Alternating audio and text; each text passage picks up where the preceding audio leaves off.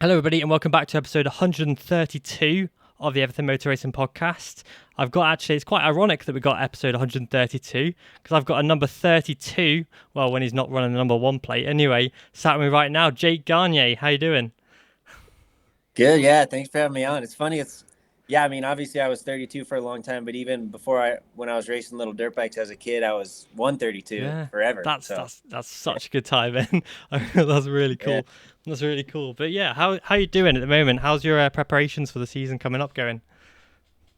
that's good. I just got back yesterday. I live in Colorado, so we've been testing in Arizona at a track called Podium Club out there. So, have had some good tests in the last couple months, and I mean, everybody knows like time flies, off season goes by, and we're already, we'll be flying to Atlanta next week for the first round. So I'm excited to get it rolling. Yeah, it's crazy how fast it's come round because obviously the baggers are at the MotoGP this weekend as well already, which is wild.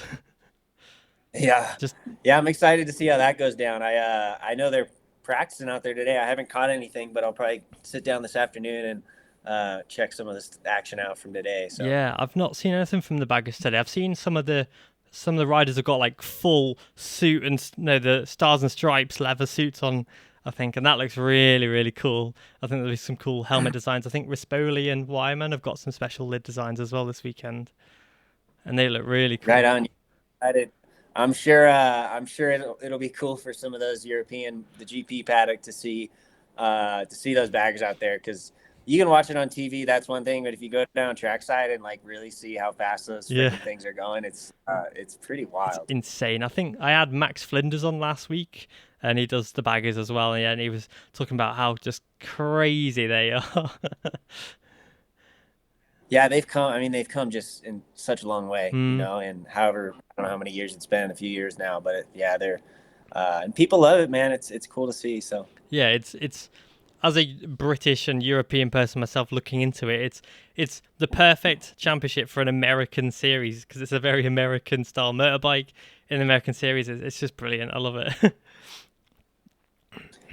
But yeah, not before, as we dig into this one, before we properly go into it, I just wanted to start off with asking about your career, how you got to obviously where you are and how you started off riding. Because I believe you started off on the motocross, is that right?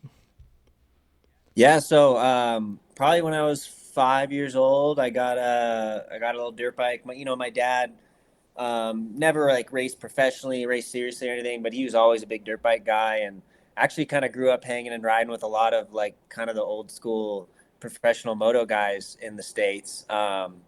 So him and all his buddies were always into motocross, dirt bikes. And so I guess, at that age, I probably begged him enough to get me a dirt bike because I saw his dirt bikes in the garage when I was a little kid. So, yeah, took off from there and pretty much got like right into racing real quickly. Fortunately, there was like a cool track called Barona Oaks that was near me in Southern California. So we kind of just, maybe a couple days of backyard riding at a friend's house and then kind of went into racing and just, yeah, I mean, every weekend and most weekends we're out there racing and it's a fun gig. And yeah, long time racing motocross before I even got into road racing at all. So. Yeah, it seems to be the path for many riders that they kind of go from motocross and then maybe transition into the road racing side of things. I think Jonathan Ray is a great example, multiple Superbike champion, but he's also a motocross rider and very fast one at that. And I saw, because I was doing some research on you earlier, I saw that you'd done, I think back in 2015, you'd actually done a motocross entry as well. Is that right?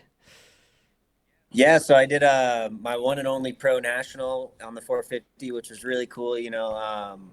Like I said, as a kid, from when I was 5 to like 13 or 14, I was strictly motocross. Like, really didn't know anything about road racing. So as a kid, that was always my dream is to race professional motocross and supercross. And when I was kind of 14 and started the road race deal, I pretty much stopped racing motocross, but continued like riding all the time. I was still riding and practicing. Just because I loved it and Mm. great training and all that. So, yeah, I got to kind of achieve kind of a childhood dream of lining up and doing a pro national. And obviously I was jumping in the deep end for Oh, sure yeah. and lining up with, man, I mean, Dungy and Barsha and all those guys, whoever was in it that year, it was pretty Crazy. wild. But, yeah, it went well. And number one thing, I survived the day. I didn't get hurt, didn't do anything stupid, kept it on two wheels. So it was just a great experience to do. Yeah. Yeah, that is so cool. It is. Motocross is savage, and like you just mentioned about the fact you kept on two wheels and you didn't get too hurt. Because I think it was this week alone we've had Andrea Dovizioso and Danilo Petrucci both smashed themselves up on a motocross bike. As in, like Petrucci, I think this morning it got announced he'd just like broke his jaw and broke his arm and all that. It's carnage. Oh, no way. I didn't know about that, Yeah, man. Yeah. yeah. Dang. I think I saw it this morning. I think he's broken his jaw, broken his collarbone, and dislocated his shoulder as well.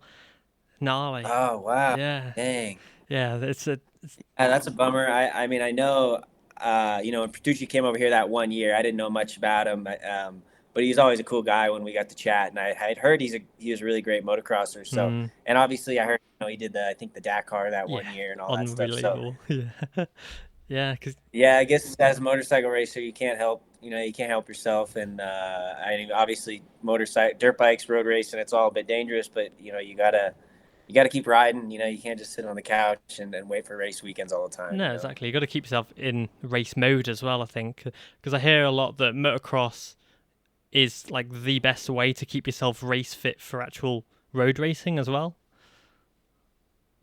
Yeah, I would agree. Like I said, my whole career, a little bit the last few years, I haven't really ridden a lot of motocross actually until the last couple months. I kind of got more back into it, but um, yeah, when you can go out and feel good and get in some good motos and get like a really great workout when you hop on the road race bike, like no doubt it helps. And the reflexes and obviously the physical stuff, it's good to stay sharp. And so that was always a big kind of part of my program and a lot of guys' programs. Yeah, you see it all the time on like social media riders on their dirt bikes and stuff like that.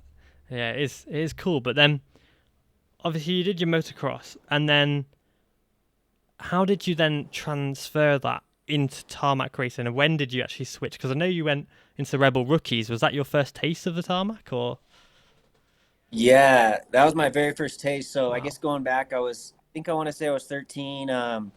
Racing motocross, pretty seriously here in the States, especially in my area. I'd say doing okay and doing pretty well. And I kind of had I had some KTM support at the time, riding 65 or 85s too at the time. And I really don't even remember how it all came together, but I think Red Bull Rookies Cup here in the States was announced, and obviously being Red Bull and being KTM supported, I think my dad just heard about it through someone at KTM maybe, and he just signed me up for the tryouts, not thinking anything of it. Yeah. Yeah, and one day he said like, "Hey man, you got accepted to this tryout for this road racing gig," and so it all came together really really quick because at the time, like I said, I was like strictly motocross. I can't even say I even knew or had ever watched a MotoGP That's race. I never crazy. knew. I don't even know if I knew who Valentino Rossi was. Like I Wow. was strictly dirt. Like that's all that mattered in my life.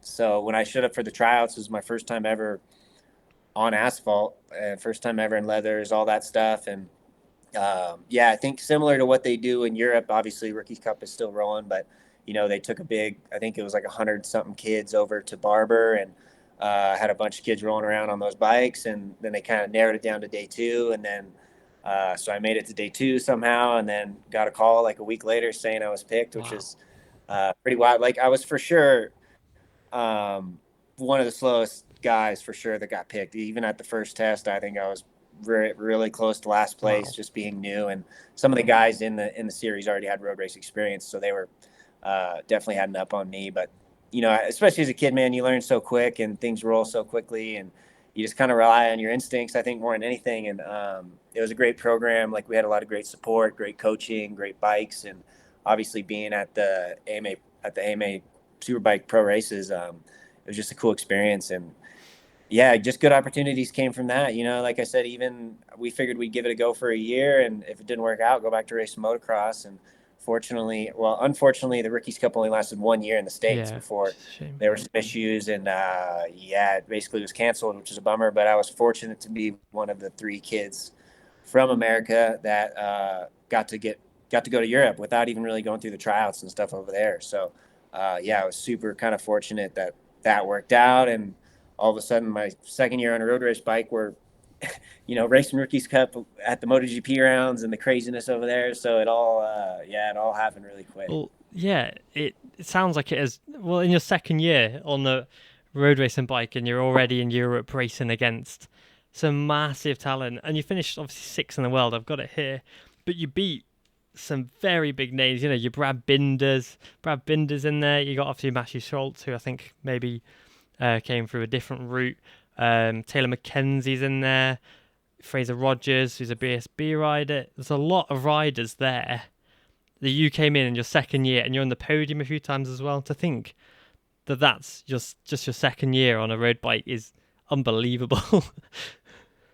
Yeah, it was wild. And like I said, at that age, I guess, you see the other kids doing it and you say like, why, I should be able to figure this out. And so yeah, the first year, like we ended up getting a couple of podiums and, we're kind of up there in the front end of the field. And then I went back for year two in Europe, which was my third year road racing. And like you said, that year went really good. We won some races, won the championship. And yeah, Brad Bender was really fast that year. Danny Kent, like it was kind of me and Danny Kent down to the last round for the championship. I'm Mm. sure you know Danny Kent. And so it was a really cool experience to kind of win that, and especially when I was still so new, kind of relatively new to it all. And so it was really fun, man. And obviously being a teenager, 15, 16, whatever it was at the time, going over to race in Europe and on the same track, same weekend as MotoGP, it was pretty wild stuff. Yeah, it's kind of like you've gone from being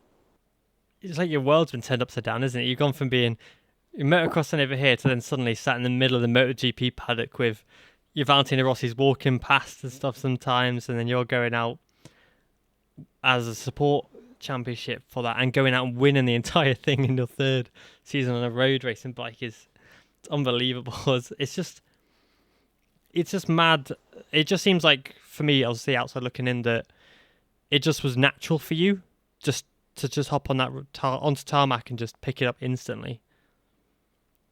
Yeah, for sure. I think some of it was a bit natural, and like we were talking about earlier, like just having a long background of racing motocross my whole life. Like I know the riding style, everything is completely different, but just having like that balance and the reflexes and the ability to ride so many motorcycles, even though it's strictly motocross my whole life, like you can kind of jump on, and as long as some people help you kind of get in the right body position, that's huge. And just being on track with such fast kids, in America, and then going to Europe, being with some really fast European kids and kids from around the world, like you kind of just you see them do it, and you're like, well, I guess I got to figure it out in some way. And so, it was wild times for sure. Yeah, you kind of got to copy them, really, isn't it? You hear riders say that the best way to learn, especially when they move into maybe a different category, a different championship.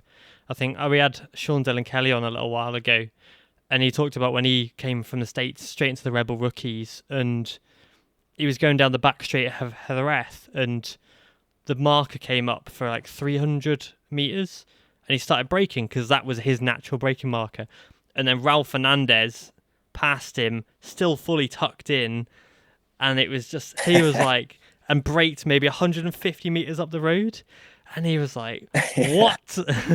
And it's that adaptation that then you have to make and push yourself to get that. And how is it that you actually go about doing that? Is it just watching and following and just copying?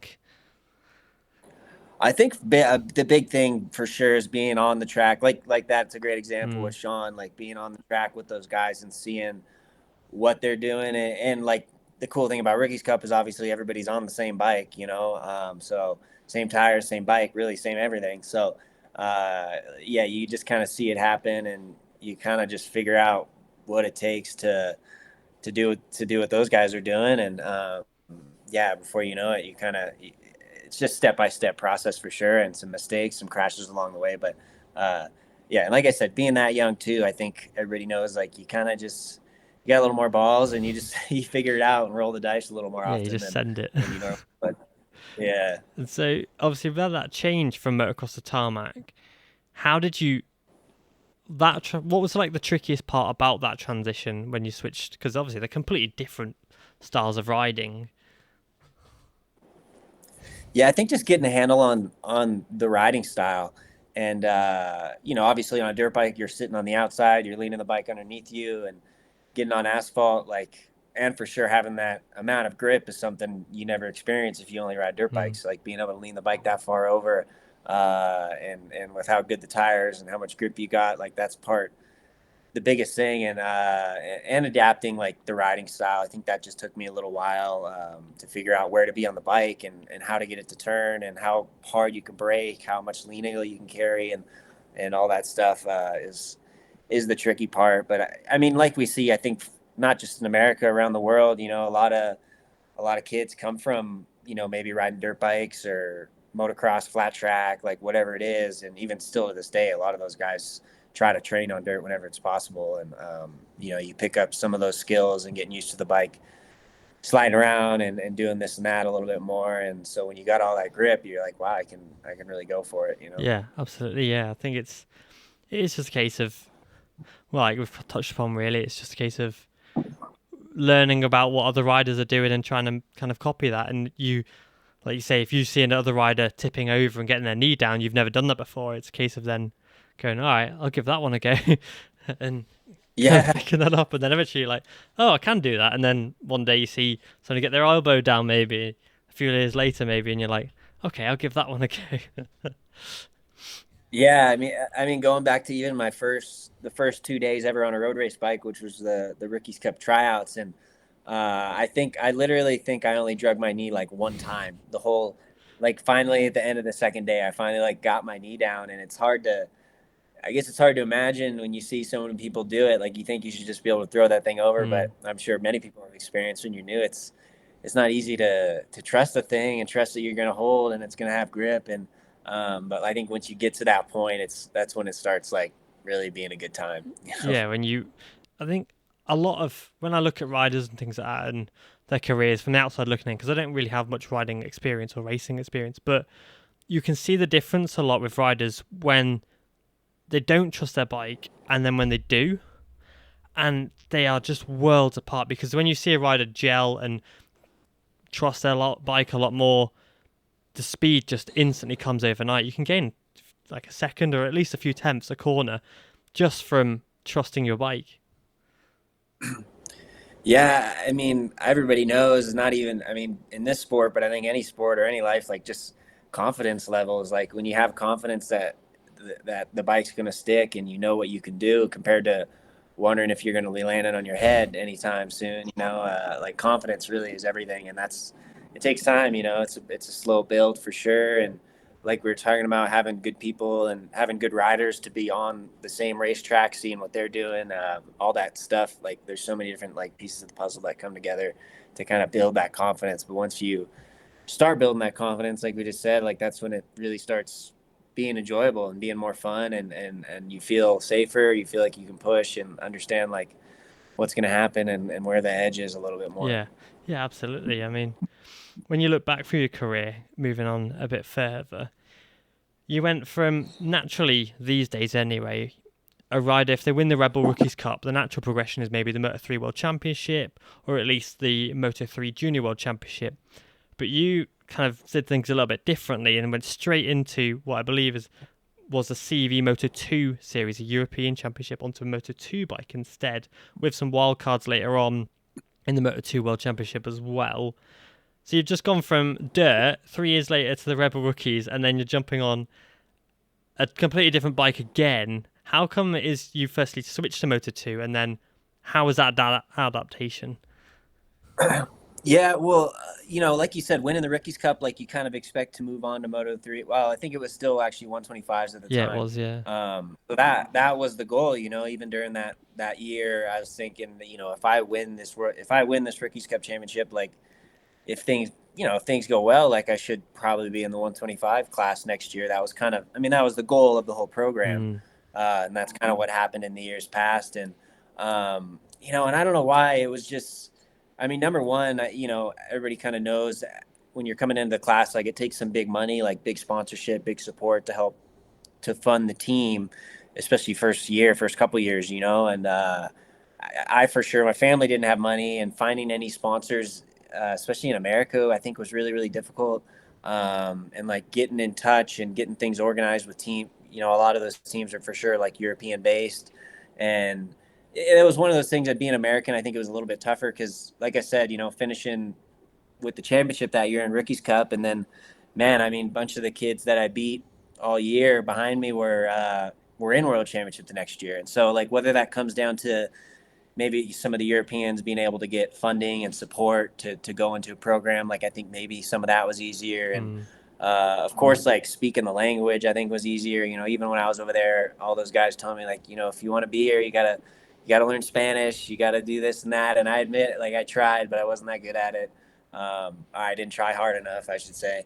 Um, so yeah, it was kind of tricky. And like I said, so I would have liked to move on to the 125 class that next year, but it just like financially we couldn't pull it off. And we were in some discussions for some teams, but to pull together a couple €100,000 was just like out of my ballpark for sure. And so fortunately it didn't work out. Unfortunately it didn't work out, but yeah, like through some of their contacts in Rookies Cup, I was able to go do some CEV stuff on the Moto 2 bike, and kind of ran into the same issue there. I think we were a couple rounds in and team wanted money. I had no money. So I think I did maybe, I don't remember, maybe 3 or 4 rounds of the CEV. And then I came back home to the States that year. And like you said, I did a couple, like a wild card at Indy maybe that year or the next year. And those wild cards were tough. They didn't go very well. And so towards the end of that year too, at the time I was 16, so I could race in the AMA series professionally. So I jumped on a 600 at that point, which I really loved. I loved being on the bigger bike so much more than being on the little 125. And so yeah, that's kind of, I guess, where my career in America started. And I knew at that point it would be tough to really get back to Europe, even after my experiences trying to make that push and trying to figure out how to race in World Championship and go through that whole series. But yeah, at that point I was really happy, honestly, to be racing in America and racing at the American tracks and American fans. And everything's a little more familiar for me. And so that's kind of where it all began on the 600s in the States. Yeah, because you went back onto the Red Bull Yamaha, wasn't it? The Red Bull with the GoPro sponsors as well. I can't remember the team name.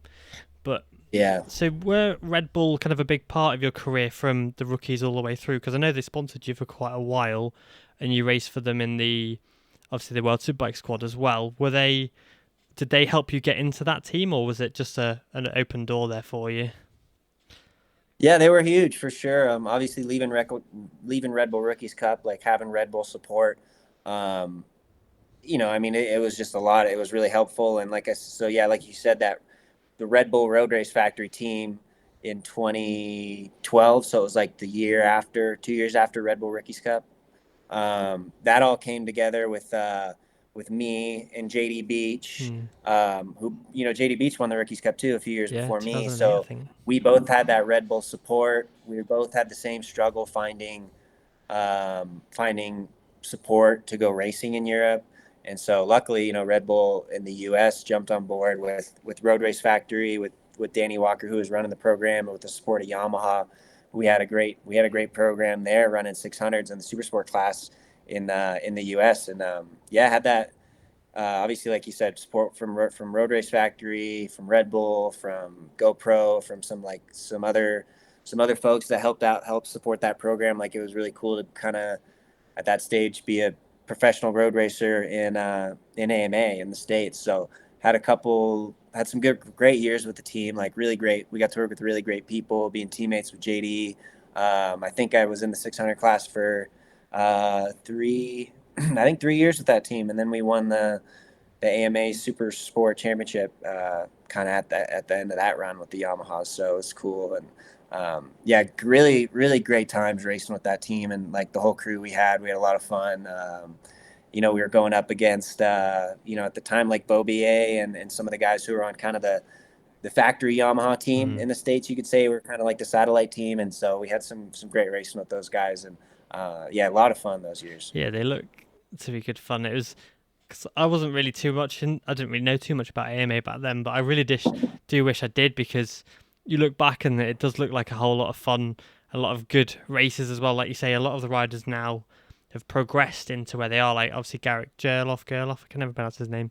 He won 2 championships in super sport as well. JD Beach was a consistent rider in that 600 class, and he was excellent, and obviously won a multitude of titles Yeah. as well. And that on the same team as well, wasn't it? The Attack Performance, but it was a in the 600. Or is it a different team? I can't.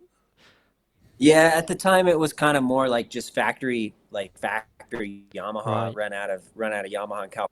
So yeah, like you said, like Gerloff and JD and Bobier was on there for a long time, Mm, and all those guys that were kind of in my kind of that like rough age group, at the time, and a lot of us guys even were in Europe, like Bobier did Rookies Cup, and so it's kind of like all of us, had a short little run in Europe and then came back to the States, and so it was a really good time of like just some really good talent, like I think around that age group, and all of us kind of growing up racing together, and so it's cool. And yeah, like a lot of us guys, I know Gerloff's in Europe and he's had some ups and downs, been really fast, and then like me and JD and Bobier and Skoltz and a lot of us guys are in Rookies Cup are now in the Superbike class in the States, and we're kind of the old guys now. yeah, it's weird, isn't it, to think that you guys are the veterans of the class now. Obviously, with Josh Hayes and things have moved on. Well, I say Josh Hayes has moved on. He keeps coming back into the 600 class, and Yeah, he's gonna keep coming back till I don't know, man. That guy will be 60. He's still gonna be racing yeah, out there, probably. yeah. So he lives and breathes bikes and racing. It's Yeah, he epic. It's does. epic. But so you came back onto the R6, and then obviously won the championship in, was it 2014? You won the championship, 2014. Yeah, yeah, I think so. and then stepped up to the Stock 1000 championship for 2015, and I believe you won that in your first attempt. Yeah, yeah. So 2014, when I won the Supersport Championship, it was still basically the AMA Pro Series, Mm, and man, at the end of that year, throughout that year, like things were really, really not good, looking good, and for road racing in the States, like we didn't have a lot of the sponsors, like the TV package was basically non-existent. So, and that was when the DMG kind of program. They were running the AMA series for a couple of years. I don't know how many years they stepped in, but it really went downhill, man. And like at the end of 14, I can only speak for myself, but even guys that I knew that I was racing with, like we didn't even know if there would be a professional racing series in America for AMA. So it was kind of scary times, and that's when Moto America stepped in. So 2015 was their first year with the Crave Group, and they really kind of saved road racing in America, I think, full on. And so 2015, I think, was an exciting year for everybody because we had this whole new organization kind of running the class, and some new classes, even like Super Stock 1000 was new, and so that was my first year in that. And again, with the same crew that I had ran the R6s with, the Road Race Factory mm, team, Red Bull support, and so getting jumped from the R6 to the R1 in the Super Stock class was awesome. I've always been the guy that every time I jump up to a bigger bike, like I mean, I remember my first day on the R1. I'm like, I never want to ride 600 again. Like this really? is having all the horsepower is badass. And so, like I said, we still had the same crew that I've been working with for years. So we had a really good environment, good people involved. Obviously, especially in the States, like Yamaha's R6s and R1s were just the bikes to be on, especially with the American style tracks. Like, I think that's just what everybody wanted to be on. And especially in super stock touring, man, that bike that year was just awesome, like really awesome, and we won a lot of races in super stock. I know it was the first year for super stock, so a lot of newness for everybody. And I think we kind of, we were lucky we were on the R1 first of all, and pretty simple rules, which just made things a lot less complicated, and had a great year that year. And yeah, like I said, won the super stock championship, which was cool. And so that was kind of my first year on the big bike, on the super bike. And yeah, like I said, I never wanted to, all I wanted to do was ride super bikes after that. So fortunately, yeah, it's been almost, yeah, whatever, 9 8 9 years now I've been on the super bike, so loving it. Yeah, it's been a long time with you on that superbike. What was, obviously have said you absolutely loved it when you stepped on the superbike. What is it about that, apart from the power, that is for you was so much better than riding that 600? For sure, just the horsepower, Really?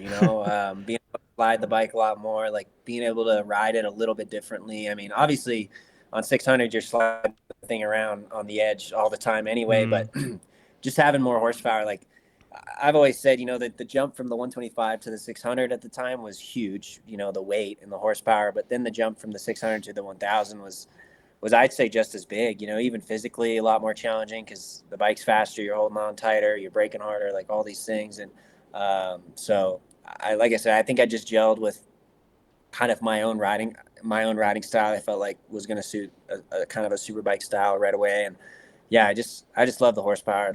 I love the speed. And like I said, like being on the R1, really like that was from that R6 to the R1. I think that was the first year of the new generation of the R1 too. Like the transition from the R6 to the R1 was really pretty somewhat easy. You know, I mean, everybody knows those R6s like were just such great bikes to ride, and getting on the R1, like it just worked amazing right away, and you just had more horsepower. So it wasn't like a big change besides just figuring out how to ride the thing with more power and ride it a little differently, you know. Yeah, absolutely. Yeah, because it's you kind of have to change your riding style up quite a bit. 'Cause you change your braking markers, change how you balance the weight of the bike as you kind of go around corners and stuff like that. What was like for you the hardest part about stepping on that 1000 from the 600? Um, I think, you know, obviously luckily, like being on the super stock 1000 class, like we're kind of limited. You're kind of limited to what you can do with the super bike, but you know, we still, based on the stock rules, like we still had a little bit of traction control and like all of these things. Jumping onto the big bike, like more figuring out how to set the thing up was like kind of new. You know, Mm. R6s, it's like for all those years, you know, we knew like kind of the zone we wanted to be in, and there wasn't like a massive amount of tweaking, not, you know, no electronics, all this stuff. So it's pretty much just go ride the shit out of it and figure it out, you know. So when you get up on the R1, like it kind of allowed a lot more um, opportunity to kind of tweak the bike and figure out like you said, with stuff with the weight balance of the bike and the suspension, the electronics, like the engine braking. It just kind of added a lot more variables in there, which I enjoyed, which was fun to work with and work with the crew. And I think a lot more of that like crew chief and team relationship, figuring out how to get the bike to work better for you. Like that was a good step. And some of that newness, like I think really made that super bike and that R1 a lot of fun to ride and race. Yeah, and it definitely helps having kind of same team around you as well, because you kind of build that bond, don't you? And with your crew chief and with the people around you, and you kind of feel it goes back to that confidence thing we said earlier and the trust. And if you can trust your team and you can trust the people who are kind of working on your bike, you kind of go out with that kind of pat on your back a little bit of being like, yes, it's better, I can do it. Yeah, yeah. Like having, you know, at the time Scott Jensen, you know, was my crew chief for a lot of those years on the Road Race Factory, and Danny Walker, the team owner, was great, and Danny Anderson, who was mechanicking for a long time. We just had a lot of fun, and you know, you kind of understand how the language of working together and how to like from their perspective how to support me and keep me in a good spot on good days and bad days and vice versa. So a lot of that, like I said, like the crew we had was really cool, and we had a lot of fun racing and had some great success with that team and with Yamaha. And yeah, like I said, that was kind of the beginning of the MotoAmerica taken over, and so that was like exciting times to be a road racer in America, because it kind of felt like new life and new wind in the sails for everybody. And it's been really cool to see. You know, I guess we're going on what I think the eighth or ninth year of Moto America here in the States, Mm. and it just keeps getting stronger and better every year. And I'm excited that I got to be a part of it from the very beginning. And I'm 30 and I'm still here. So, and like I said, kind of one of the veterans, I guess, around in the series, but I still feel like a kid, man, getting to race motorcycles and play and have fun. And like I said, like I've really loved the atmosphere of racing in America. You know, we've seen over the years the fans coming to the track just keeps growing and growing, and the track we get to race on just like awesome tracks here in the States. And so it's just like a really good atmosphere all the way around to be a part of. It is epic, as you're kind of describing. America, I've never been to around, but it is definitely on the bucket list because it is a spectacle and it is growing massively year on year. But not only that, you're able to attract top level riders like your Danilo Petrucci, like your Loris Baz, who's come back a second year round.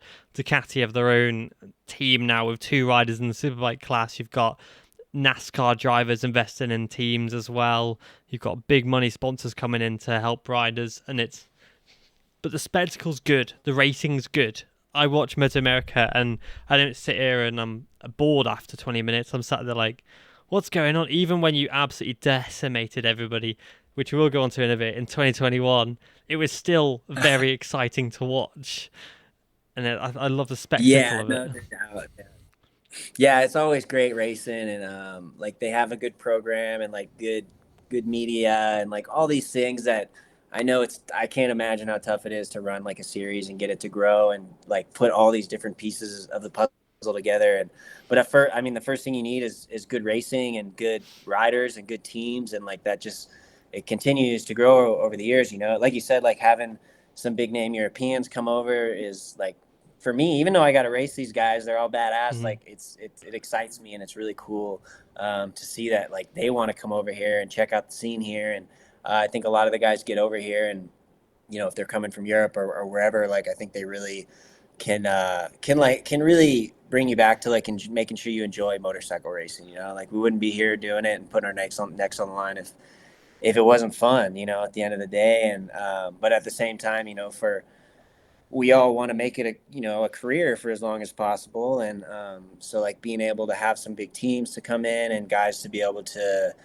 make some money and make a living for a little while, and like you said, like having these different sponsors or different team owners from the outside industries coming in, like just helping it grow. And so yeah, it's been awesome. Yeah, hopefully you got to kind of try to come over and make get to a Moto America round firsthand and see. I think I've never been to I did go to a BSB race one time, Yeah. broke my shoulder, so I Oh, left on like Saturday. oh But my god. uh, Nightmare. I think it's a similar, from what I hear, like a similar vibe to that. How, I mean, MotoGP is like crazy big and it's high stress, high money. Like it can be, it can kind of look a little bit like Formula One at times, but I think people describe like BSB kind of being similar to Moto America, where it's, I mean, everybody there is having fun, and anybody who comes to a Moto American race, come find me and talk to me. It's not like we're all hiding away, and kind of feel like we're all just we're people that want to have fun racing motorcycles, and we want the people that come to the track and support the whole deal, like to enjoy it too. So it's kind of like that a little bit, I'd say. I don't know if low stress is the word, because we're all stressed that we want to do good, we want to do the best we can, but like having it be a little bit more of a fun environment is one of the best things about it, I think. Yeah, I agree. I think when you create a good environment for racing and a fun environment that people want to be a part of, you get a good product out of it. I think Michael Hill's done a lot, especially over in Superbikes with the paddock show and things like that. That in itself brings spectators to the event, and then the on-track action is really good as well. And then he does a lot over in the MotoAmerica side of things as well, on the podiums and stuff. And again, it just attracts people there, and it makes you kind of want to go because it's kind of part of the show. And it does help that the racing is also very good and very fun to watch, and you never really know what's going to happen. Yeah, like you say, putting all those pieces together, like, is for a racing organization, is like, I can't imagine how tough it is. And especially these days, because you got the media, you got the internet stuff and the social media, and all that stuff. But for me, like, like I said, being here racing Moto America for, I guess, going on the ninth year, it might be, like seeing, like I said, seeing the fans grow, and seeing fans that I've been seeing for, man, 10 years now still coming back. And not only that, like how often, we see a lot of people that I talk to them at the races say, like, this is my first ever motorcycle race. I heard about it from a friend, or I Wow. saw it here, and I live around here, so we decided to check it out. And like, man, it's been a badass time, and like the kids love it, and like just all this different stuff to to see like people excited to spend the weekend on a motorcycle race. I think, especially in this day and age, it's cool to see people getting out and enjoying some of this stuff rather than freaking playing video games in their house, or whatever the heck else, whatever else goes on out there. Like, just cool to see people get outdoors and like appreciate this sport, which is like pretty unique, and see the speed, and see the danger, and see the riders and the teams and all the things that like or have to all be put together to even show up to the racetrack and go racing. It's pretty cool. Yeah, because you see it on TV and you see that the bike's going on track, but you don't really see behind the scenes. And I'm assuming the MotoAmerica paddock's quite open, isn't it? You can kind of walk through and see the bikes and stuff like that, and Yeah. that's cool. That's cool. You have that in BSB as well, and it's nice because I've been to a few BSB rounds, and you walk through the paddock and you can see your favorite riders walking about, and you can have a chat with them. But you can see bikes being worked on, and you can smell, the smells of the engines and the oils and things, and it really does like bring you as part of the action. And you go from a spectator to actually somebody who's actually within the actual sport, if that makes sense. And it brings you closer to Yeah. the riders and closer to this spectacle, and you kind of learn to appreciate it a bit more when you know what's going on behind the scenes. Yeah, and I think that's like such an awesome, like you say, Moto America, even BSB, and like having that opportunity to like really get in the show and see Mm. what's going on and talk to the riders and see the bikes like right there is like such a unique thing. And I mean, I understand, MotoGP, there'd be mobs swarming into the place like if they allowed that. Oh So yeah, it's not like you can have that in like the MotoGP series, for example. Like it's just a different thing. But appreciating like when we can and having that kind of paddock environment is like really cool. yeah, and it brings the aspect of racing. What racing really about is it brings you back to when you kind of first start. And it's like the father and son going to race, but then it's the spectators going and bringing their kids to the race and bringing the family part of it. Of this is what I like. Get the family involved. Get everybody in the RV and come to the race at the weekend. And like you mentioned about the kids loving it and things like that, and it just brings more people into the sport. And I think having an environment like that allows it to nurture, and the great work that has been done with Moto America as well with Rain Waney. I said that Wayne Rainey. There we go. Third time lucky. Wayne Rainey and what he's done and everybody else involved as well has really just pulled everything apart together. And it's difficult because it's hard to watch in the UK Moto America now because you have to go via the Moto America app. You can't watch it on TV Yeah. anymore, but it does bring a lot more people to sport and eyes to the sport, to a very good championship that I think, especially in Europe, goes missed a bit. I don't think too many people watch Moto America, and I genuinely believe they really should because it's a very good series to watch. Yeah, like you said over earlier, having some of the guys from Europe. I mean, I guess like Tony Iglesias is the first Yeah, example. He kind of had a whole second career here in the States, and Petrucci and Baz and all these guys coming over, I think brings some more attention from outside of the states for people to come and watch, which is cool. And yeah, like I've really feel at home here, and I mean, of course, I'm biased being American, but there's nowhere where I could enjoy racing as much as Moto America. It's been years since I've been in Europe. I guess I did, the World Superbike thing in 2018, I yeah. think it was. And I was gonna ask that. as far as me, like maybe I'm kind of old school, but like I'm there, of course. Like I'm trying to make a living racing motorcycles, but number one, like if I'm not enjoying it, like why the hell am I even there in the first place? And the times where I have been in Europe and more stress and different environment, it's been hard. Even in my year in World Superbike, there were days where it's not easy to get on a motorcycle and put my ass on the line. And I can say that since I've been here in a Moto America, man, I love waking up. I love going to the track every race weekend. And it's like I said, that's always been my priority. I'm not going to go out there and risk my ass if I don't love doing it, And so that's, like I said, that's the most important thing for me. And I think we've done a great job here, and the series has done a great job, and the tracks and everybody involved to kind of make that happen. Yeah, absolutely. It's just an amazing show, and it's good that you mentioned World Superbikes because I did want to discuss that because you went obviously from this kind of rising success. You jumped on the Superbike and you were quite successful on the. You went from the Yamaha the first year and then the Honda the second year. Then Yeah. obviously when Nicky Hayden tragically lost his life, you were given the opportunity to replace him. Which, firstly, I want to ask, as an American, what was that like for you, knowing that you were replacing an American legend of motorsport? What was that like when you got that call? It was man, it was really, I mean, it was Mm. terrible. First Yeah, of of all, of course. course. I remember we were all at a track, Pittsburgh, doing a test before we ever had our first race there. And, we all got the news and it was just, yeah, it was crazy. And, I mean, especially, being American, but having like Nicky Hayden was always the guy, at least in my generation. I never followed any road racing before his days. Mm, So it's like that was the guy that everybody strived to be.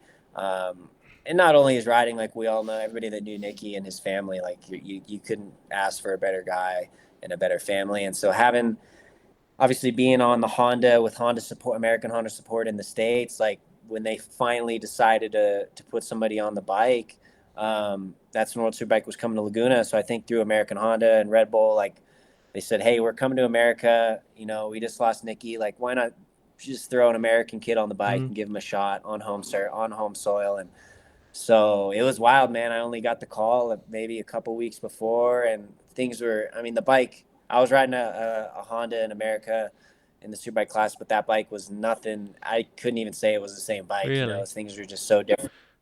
Um, yeah, I mean, really, just jumping in the deep end. I know coming from MotoAmerica is a different level, and World Superbike's a really high level with not only the riders, but just like the teams and like the whole freaking program and all the guys on the team, all the support, all the logistics, all of like the crew. It was just kind of wild. So yeah, jumped in the deep end there, and but had like a really awesome weekend. Like the support from the team and the support from like all the fans at Laguna Seca was just like really cool. Something I'll never forget. And I was happy with how the weekend went. I don't remember where we were. Like I think.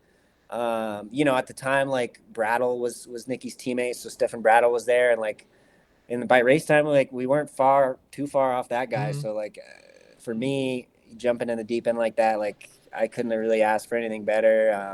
And like I said, had a lot of fun. And apparently, apparently the team enjoyed having me around at least a little bit because they called me back for two more wild cards later in the year. And again, I guess I didn't do too shitty of a job because they called me back full for the time whole year. for next year. Yeah, which was pretty surreal. Like I said, it all happened just so quick, and obviously, I mean, a terrible situation to get that ball rolling with Mm. losing Nicky, but like, that it is what it is, and that's kind of how I ended up there, and that's how I ended up there the next year for a full time gig in World Superbike. Yeah, it was. I guess it was probably a massive culture shock for you, obviously, to firstly get that call middle of nowhere. You're planning on doing maybe the rest of the season in Moto America, no plans to really leave the US, and then suddenly you're sat on a fully blown, highest spec you can get superbike that with a massive full factory Honda team behind you, and then obviously chucked in the deep end doing a full season as well. You mentioned that the superbike Honda was completely different to the one you're riding in Moto America. How is it different? I'm assuming there's electronic packages and tires and things like that, but what were the main differences? Yeah, tires, and I mean even the engine. Obviously, electronics were huge, but even just like I remember sitting on the thing and riding down pit lane for the first time, Mm. like at Laguna Seca, and like just the geometry of the thing, the gas tank, the seat, like everything. I wouldn't have been able to tell you that it was even a Honda, like just because the geometry and like I said, the gas tank, the seat, like the ride height, like the tire. I mean, everything about it was so different, and to me, like it was a weird situation because to me it was kind of like the most badass bike I'd ever ridden in my life, and it was also no secret that like the Honda wasn't the strongest bike in World Superbike Mm. at that time, especially. So it was like that was a challenging part for me when it's like trying to tell them like, dude, I was telling my crew like, guys, this is the fucking best bike. Or excuse me, You can this is the swear, it's best fine. bike I've ever like ridden. And so I know I can see what the other bikes are doing when I'm on track with them, but so that was a challenging part for me when this bike was so trick. And of course, like we were down a little bit on house horsepower or down a little bit, and just like getting the bike to steer in the spots that we wanted. But so that was like a challenge for sure when, um, of riding that, I'm sure they had like, having Nicky and Brattle on the bike for maybe even a couple of years. I don't remember, but them going through the struggle where saying like, man, this bike isn't going to win and this bike sucks here and blah, blah, blah. But then having this like kind of new kid come on and say like, the bike is pretty sweet, but when I'm trying to race against, at the time, like the Yamaha and the Cowie, it's like, okay, it doesn't do the same things. And so that was a bit of a challenge. And like I said, and even like new tracks and travel around the world was gnarly. Mm. And but it was a great, like, I really did have a great crew, like the Tenkate team that kind of ran the Honda program, like, or was filled with like really good people. And they didn't have big giant expectations for me. They just wanted me to learn and keep getting better. And yeah, started the year off rough, had some big crashes, but by the end of the year, like, we were fighting, I think, for some top tens. And with my level of experience and with the machine that we were on, like, I think towards that end of the year, like, I think we were doing pretty good. And unfortunately, I didn't get, some things were changing with the team, and I didn't get the call back to have kind of that second year to keep building the momentum. Mm. But yeah, I mean, times in my life I'll never forget. It was really, really a cool opportunity to kind of do that and be a part of a World Superbike and the whole program. And so, yeah, it was time to remember for sure. Yeah, I mean, at least you can say you've done it. There's many riders that probably couldn't even say they've done maybe a few wild cards. So to get to do that whole experience in the factory Honda squad is amazing. What for you? Because you mentioned earlier about the fact that you kind of came to the US, back to USA. You're quite happy in this the home you had in the USA and in MotoAmerica as well. What was your motivation for actually accepting the deal to race for Honda for a full season in Superbike, travel the world and do all those tracks and ride this bike that may have not even gotten anywhere near fighting for wins, especially when obviously Yeah. Kawasaki were just destroying everyone at the time? Yeah. I mean, it was just something that I would have been stupid to turn down.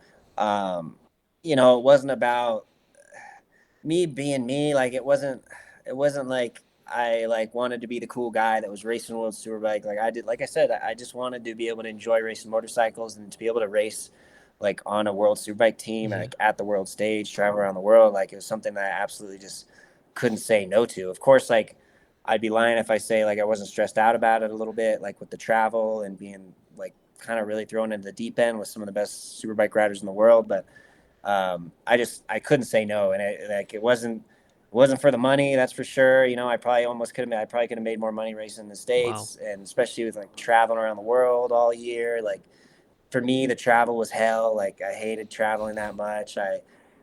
Especially as the year went on, like, of course, like, I was struggling. I was having crashes. I wasn't where I feel like I could have been if everything rolled together worked perfectly. So, if the results were fantastic, like, I probably would enjoy traveling around and like not being away from home and all this stuff a little more. But that part was for sure rough on me. Like, especially like when the results weren't good. Sitting in a hotel room in Europe, like, I could tell you all I wanted to do is just get my ass on a plane and get home and get out of there. But my job, and I couldn't I couldn't always do that. And but again, like, nothing against, the team. Like I said, the people I had around me, like, were really, really great. And we had good days, we had bad days, but at the end of the day, at the end of the year, like, looking back, I feel like I learned so much and progressed and gained so much experience as a rider and just as a human, like, being able to have the opportunity to travel around and like go through challenges and go through tough times and have good days and bad days. Like, it really at the end of that year, like, put things into perspective on, for me, um, in reminding me that, like, hey, I'm a very lucky guy that gets to race motorcycles like at this professional level, and I don't have to get a day job quite yet, and so, like, all these things, like, really put it in perspective and made me like forced me into like, okay, man, like, I got to be grateful that I got this deal. And like I said, even though it was tough and even though there was days where I really didn't care to be a World Superbike racer, I really wanted to just go race superbikes in America and be able to enjoy it and be able to like be closer to home and but yeah, just like realizing that I'm a lucky guy and being able to race motorcycles is an incredibly unique thing that not a lot of people get to do or even have the opportunity to do. And growing up my whole life, like, having a family even from the get-go that would support me and spend all their freaking money buying dirt bikes as a kid and going racing and trailers and all that crap to kind of get me where I am. It's uh Yeah, like I said, I mean, I say it all the time, but I'm a pretty lucky dude, and so I always try to remember that and try to make sure that I enjoy it, and also give it hell and give it give it everything I can and do the best job I can, no matter what. Yeah, I think that's the most important thing, isn't it? To just give your all, really. And I guess when you are in Europe and you know yourself that you can fight a lot higher up the grid, you can, with the right package, maybe on that podium and things like that. And then it is difficult to motivate yourself when you're sat in a hotel room thousands of miles from home, maybe by yourself in the hotel room, maybe a bit bored, and you're like, God, I wish I was with my family right now, with my partner or something like that. And you're at the back of the grid, you know that tomorrow you might get a top 10 or you might crash, and it is difficult. But I guess, Yeah. do you feel like maybe to carry on doing that in that year, you maybe owed it to your family and owed it to the people that maybe got you there? Maybe in a sense, Mm. but I think like at least with my family, they've made it really clear. I never owed them anything, Mm. like they didn't expect anything back. Like I said, I mean, anybody that has had kids or has had parents that have funded motorcycle racing for a long childhood, like it ain't easy. They made a lot of sacrifices. They um, spent a lot of damn money to kind of do it, but they never asked for anything in return. They just wanted to. I can't speak from my own perspective, but having a kid, from their perspective, all they wanted to do is like give me what, as much as they possibly could within reason, to like chase like the dream that your kid might have, and that's exactly what they gave me. And now I feel like I'm pretty far into my career, and like I said, I've had a great career, especially here in America, and I've been able to give back in as much as I can to my family. And like, but even if I didn't haven't have had the success, let's say, that I've had, they would have no regrets. Like I know that full on, Mm.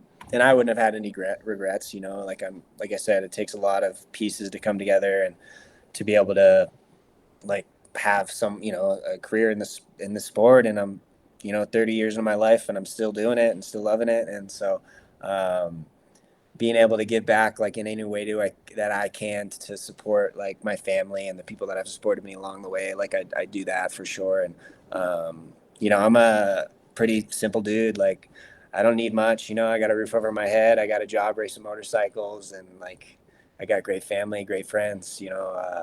So what else more do I really need at this time? Yeah, that's it. You've literally got the coolest job in the world.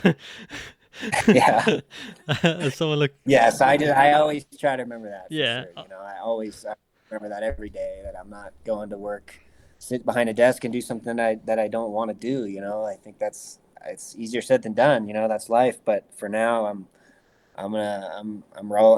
riding the wave as long as I can. yeah, absolutely. And I mean, at the moment, you're absolutely at the top of your career. Really, I think it's probably a good time to go into it because you came back to America after 2018, hopped on the BMW, and then got the call because I believe it was Josh Hayes that retired, and they needed a teammate for Cambodia. Is that the way it worked out? Or Yeah, actually, that's when Gerloff decided to go to Europe. that's it. So Yeah. yeah, like short story, I've always had a great relationship with Yamaha, with Keith McCarty, Tom Halverson, all the people at Yamaha in America, and that was like literally always my dream, is to race a factory Yamaha in America. Like as when I started road racing and being around, like that was my dream. And so like I was always bugging him, when I could, like, hey, I'll ride that thing. Like give me a call, give me a call. And so I remember Gerloff, hearing rumors about Gerloff. Um, wanting to race World Superbike, and that's when he went over on that Yamaha team. Mm-hmm. And so I remember texting Gerloff when he was over, like visiting one of the race weekends, trying to talk the Yamaha team into hiring him. I'm like, man, I sure hope you get that gig. And meanwhile, he probably didn't know, but I like kind of knew that I was next in line. Like if he went there, then I took his spot. So definitely, please get And that gig. yeah, I mean, I've always loved Garrett, man. I respect him, and I was happy for him to make that jump. But at the same time, I'm like, man, I sure hope you leave. So I can get on that seat. And yeah, fortunately, it all came together quick. He went to Europe, and which obviously we know, especially in the beginning, man, he had some really great success over there. So I was happy for him. And that opened the door for me to be teammates with Bobier, who was, man, like the guy, Oh like yeah. 5-time Superbike champ and the guy that was dominating here in the States. So I got to be his teammate and learn a lot from him that year and get smoked by him pretty much every race. And but it was cool. It was a big learning year for me and a learning year for the bike and the team. And then that's when, and that's at the end of that year. That's when Bobier went to Moto2. So then I was kind of like the A guy on the team at that point, and so that's kind of when that was 21. We won the championship, won some races. A couple of years later, won a couple more championships with the team, and like I said, like I've already said too, like I just had like the best group of people around me with this team, with all of our sponsors, all our support, like my mechanics, crew chief, team owners, like Yamaha here in the States. Everybody's like, I'm living the dream, like as far as where I'd like to be racing motorcycles. Like I just have the best people and the best bike and a great series, great tracks. Like it's all just pretty cool to be a part of. And we're going on, we're going in getting racing going here in like a week. So I'm ready to get 24 season started. I think it's gonna be the gnarliest one yet. Oh yeah. Like we mentioned earlier, like Bobier and JD on that Beamer were really going to be fast, and then having Baz and Heron on those Ducatis really going to be fast. The Suzuki guys with Richie, I think it's going to be really great racing, and I gotta keep stepping up my game too for sure because it's not going to be easy. Yeah, it's going to be an absolutely epic season. I think there's so many big hitters in the championship this year and so much competition. It's funny. I love how genuinely humble you are, and that's not like sarcastic or anything, because you said, won a couple races in 2021. I think you won, was it, 17 races consecutively in 2021 or something? Destroyed I everyone. mean, yeah, and I owe it all. Like, of course, like you got to be riding good, you got to have everything in place, and but not being humble when I say like we just had the best package, like the best bike for sure. I had the best crew, like everything was just really, really working good. All I had to do was do my job and ride the thing and get good starts, and like everything kind of fell into place. But since then, the other guys, not only their riding, I think, but the teams and the bikes have really, really stepped it up and had some like really great packages. So yeah, going into this year, it's going to be tough to win races, and even like my teammate Cam P, like having more experience on the bike, he's ready to win races. I know that for sure. And so, I gotta stay sharp and stay clean like I said, enjoy it. Try to put on some good shows and some good racing for the fans. And it's gonna be a fun year racing. And even all the classes in MotoAmerica it's gonna be great racing. The Super Sport is gonna be stacked, Yeah. Super Stock, and baggers, twins, Junior Cup. Like it's a good show, man. It's been really, really cool to see, and it's been cool to see even how much. I guess you wouldn't see it unless you're there, but seeing how much the paddock has grown, even with kind of the smaller privateer teams, getting out there and racing, like it's a big paddock now, and it's really cool to see. Yeah, absolutely, it is, and it's gonna be great this year, I think, and obviously kicking off for the baggers this weekend, and you're out obviously the weekend after. Who would you say this year?